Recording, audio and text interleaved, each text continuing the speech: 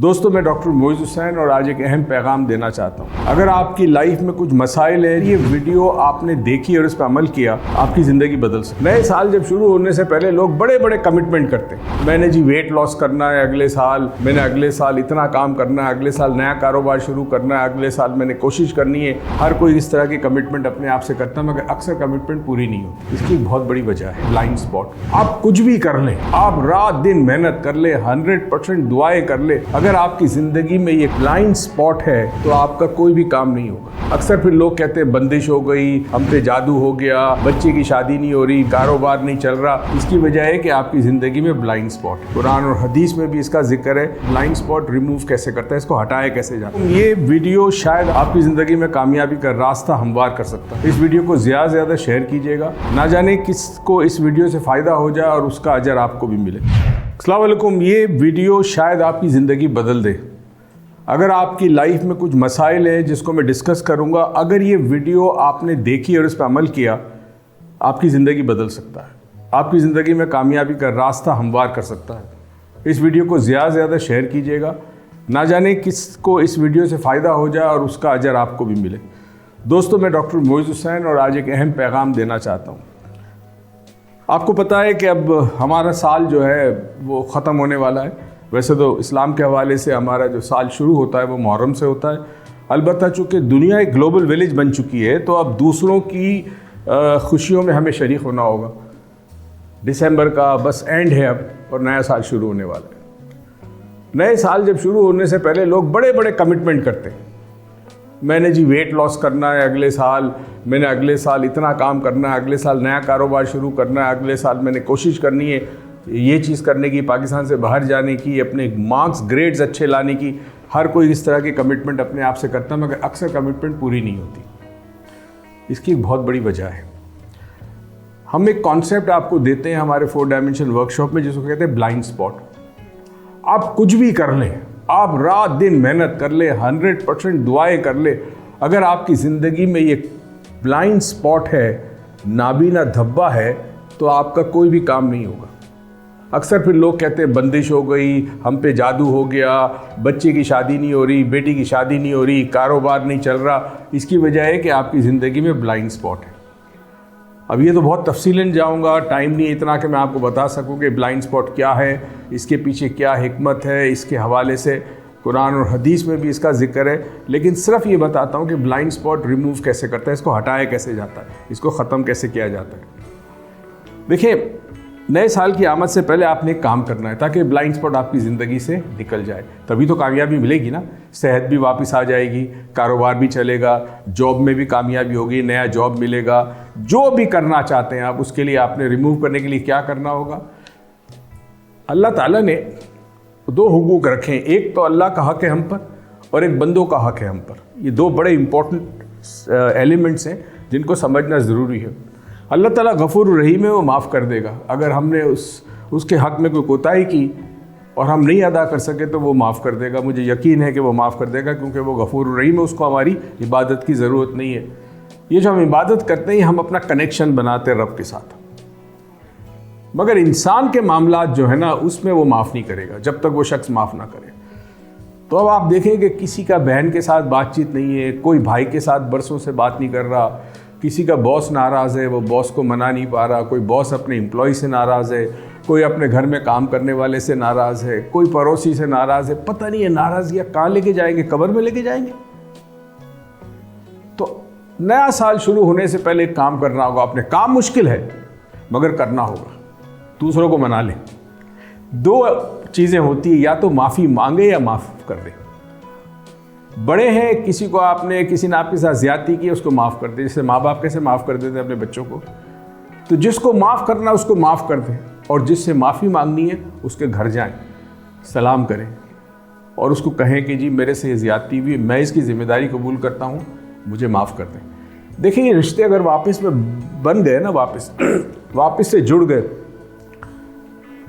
नाराज़ बहन को मना लिया, नाराज़ भाई को मना लिया, नाराज़ वालिदैन को मना लिया, नाराज़ पड़ोसी को मना लिया, नाराज़ बॉस को मना लिया। आप देखिए, आपकी ज़िंदगी में इतनी बड़ी बरकत आएगी, क्योंकि ये जो नॉट है ना, ये गिरा जो, ये खुल जाएगी। और जब तक ये गिरा नहीं खुलेगी, आपको ज़िंदगी में कामयाबी नहीं मिलेगी। हद तो ये कि अब ये कहा जाता है कि जो ब्लाइंड स्पॉट है इससे कुछ ऐसी बीमारियां होती हैं जो लाइलाज होती हैं, और दुनिया में इस कॉन्सेप्ट पे बड़ा काम हो रहा है। इंसान के अंदर जो ज़मीर है ना, वो उसको मलामत करता रहेगा अगर उसने किसी के साथ ज़्यादती की है।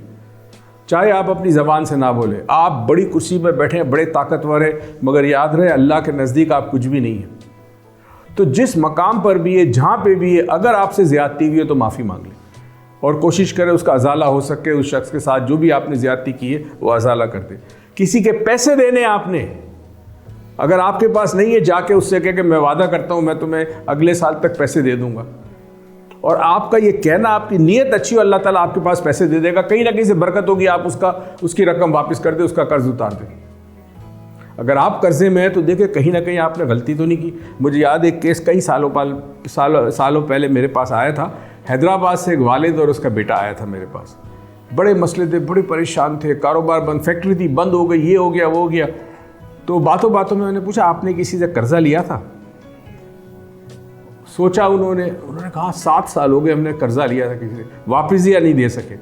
क्यों? वो असल में हमने सोचा कुछ अरसे बाद देंगे, ये वो, मतलब बहाने होते रहे। मैंने कहा घर में जेवर है ना, उसको बेच के उसका कर्जा दो, जो कुछ तुम्हारे पास है उसको बेच के उस शख्स का कर्ज वापस करो, देखो फिर तुम्हारे यहाँ कैसे रास्ते खुलते। उन्होंने वाकई ये चीज़ की, कहीं ना कहीं से पैसे लेकर उनको कर्जा अदा किया, वापस किया कर्जा, और उसके बाद उनके हालात बेहतर हो गए। और एक केस सुनाता हूँ, बड़ा ख़तरनाक है, ये याद रखिएगा, और ये रियल केस है और मैंने खुद अपने कानों से सुना है। एक साहब हमारे पास आते थे, अब तो वो कनाडा शिफ्ट हो गए, उनके वालिद ने 2 शादियाँ की थी। अब बच्चे आपस में, जो स्टेप ब्रदर्स थे, वो आपस में बातचीत करते थे, सौतेले भाई बहन आपस में बात करते थे।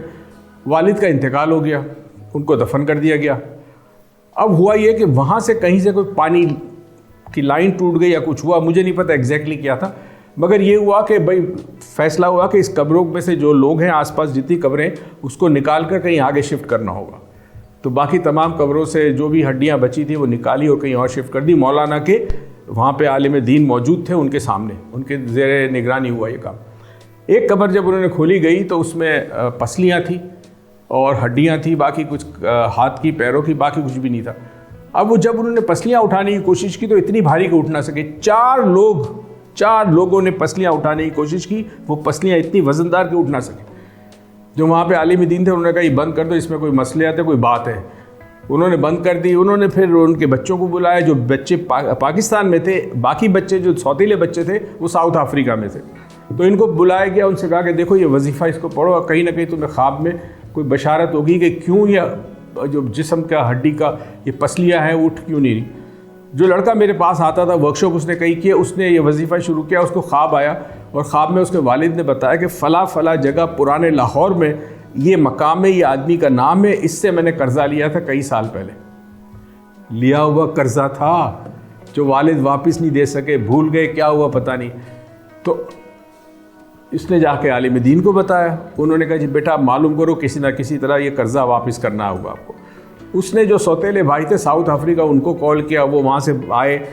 कोई लगभग 7-7.5 लाख का कर्जा था शायद। उन्होंने तलाश शुरू की, उस पुराने लाहौर के इलाके में जाके ढूंढा तो उनको एक घर मिल गया। उस घर का जो ओनर था उनका इंतकाल हो चुका था, जिन्होंने इनके वालिद को पैसे दिए थे। वो गए घर में तो बहुत बुरी हालत थी, यानी जिसको हैंड टू माउथ कहते हैं ना, खाने पीने को भी नहीं था। एक औरत बेवा बैठी थी, कुछ बच्चियां थी उनके साथ, और वो बहुत बुरे हालत के अंदर थे।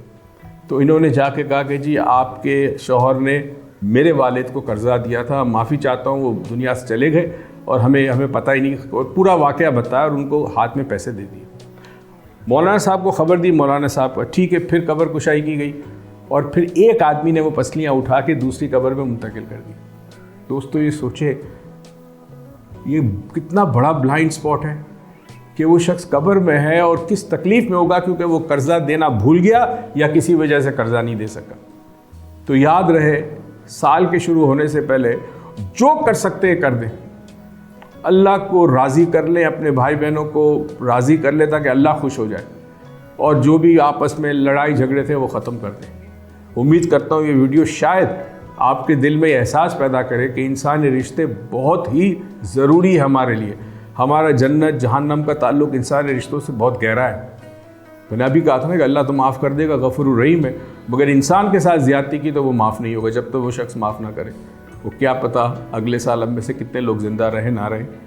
तो बराए करम इस वीडियो को शेयर कीजिएगा और जो हो सकता है वो कर ले। कहीं से ज़्यादती हुई, जानवर के साथ हुई, इंसान के साथ हुई है, उस ज़्यादती का अजाला ज़रूर करें। अपना ख्याल रखिएगा। पाकिस्तान पाइंदाबाद।